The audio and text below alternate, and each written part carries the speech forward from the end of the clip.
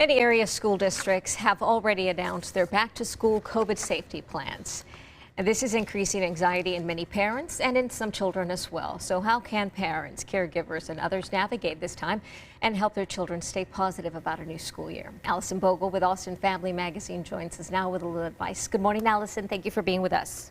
Good morning. It's nice to see you. I'll be honest with you, I haven't had this conversation yet with both my teenagers. We know they're both vaccinated, but not so much that I've been putting it off, but goodness, there's not enough time, and now we have to think about this.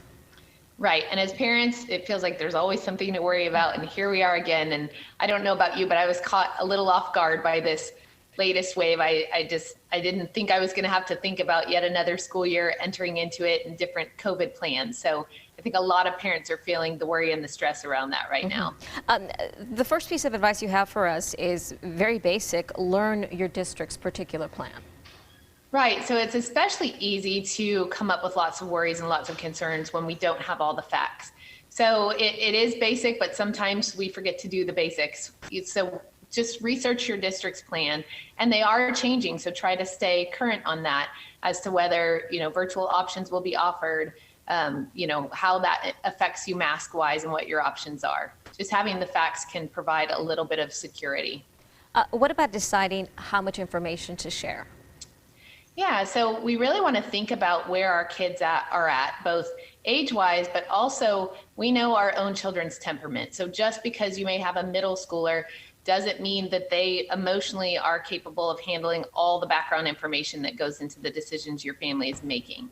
So if you have a very little one, it might be as simple as, this year we're going to remember to wash our hands even more when we're at school and have fun. And if you have a high schooler that really likes to have all the information, maybe that's the child you sit down with and say, I think this is why the district is making this plan, and here's how our family will approach it. So you really want to be thoughtful about not only the age of your child, but what you think that they can handle emotionally. And in terms of teaching the concept of control, what does that mean? Yeah, so I really like this one. A lot of us just are having a lot of worries right now.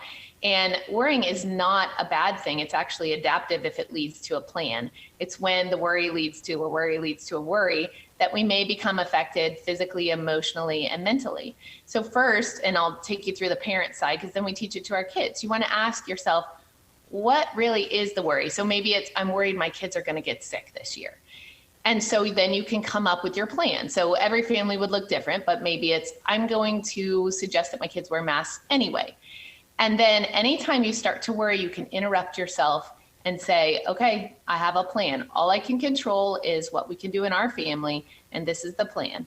And so we can teach that to our kids because a lot of this is out of our control. So it's finding what are we really worrying about and what can we control about that. And that helps all humans calm the nervous system and really focus on what actually might be useful instead of random worrying that always leads to more worries. That's such a good point. Control the controllables. I forget about that. And Yes. then finally, model a healthy approach.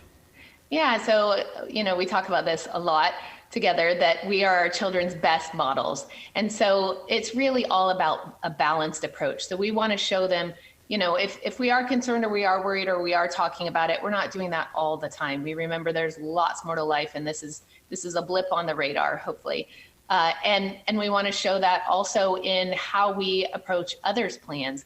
So we don't know what anyone's situation is or why they're making decisions. So when we talk about our school district's plans or our friends' choices, we want to model a healthy approach of leaving tolerance and openness for what goes into these decisions and understanding that everyone's just doing the best they can. So the more we can talk about that with our kids, the better it is for them, because that's an easier way to live in the world when you can just focus on your own plan and leave space for others. Yeah, focus on your little family, because that is that is all we can control at the end of the day, and what they do. Exactly. Perfect. Alison, thank you so much. We always appreciate your help. Great to see you. And you can pick up your copy of Austin Family Magazine on newsstands right now, or better yet, check them out online. The article is in the online edition, austinfamily.com.